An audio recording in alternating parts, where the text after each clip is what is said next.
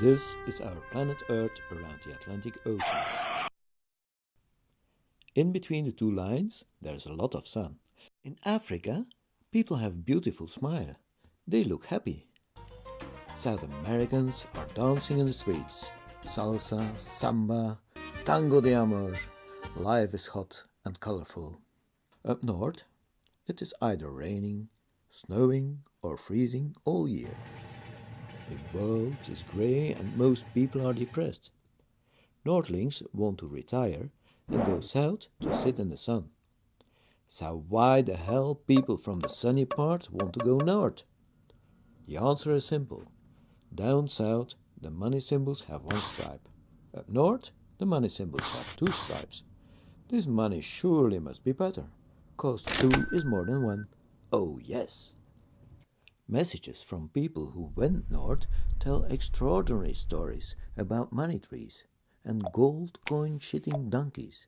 If you succeed to enter, they feed you and put you into a hotel. If you work 1 single day, you are entitled to a minimum pension for the rest of your life. In fact, they are suffering even more from the cold and darkness, but they tell these lies for not losing face. So without hesitation, millions want to leave their country in a search for the promised land. Of course, you can try to climb the US fence or to row over the Mediterranean Sea, but your chances to reach your goal are extremely low. You may try it officially, but the immigration laws are only there to refuse entrance in a diplomatic way. You may ask to enter as a student, but your diploma only entitles you to non-university studies, for which you cannot get a visa. You may ask to enter as a tourist, but if you haven't traveled around the world, there's no proof that you intend to go back. And if you did travel around the world, they ask you a certificate of good behavior of all countries in which you traveled during the last 5 years. No way you can get this. By marriage, for business.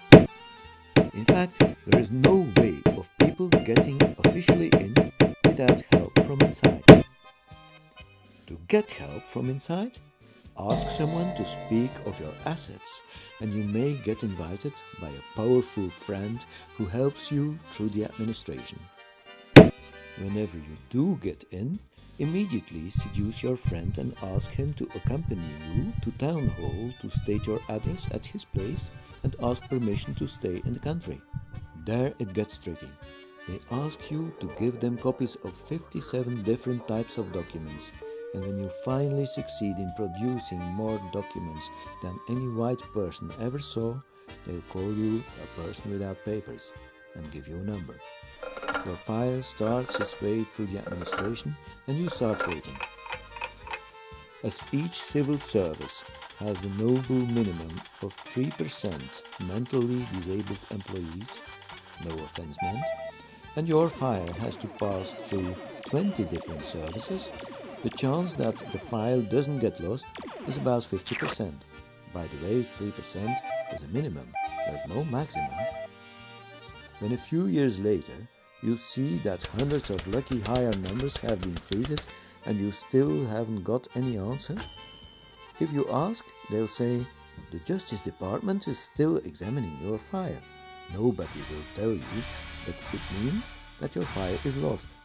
Don't complain, pay another 200 euros, give a new copy of all documents, get a new number and start waiting again.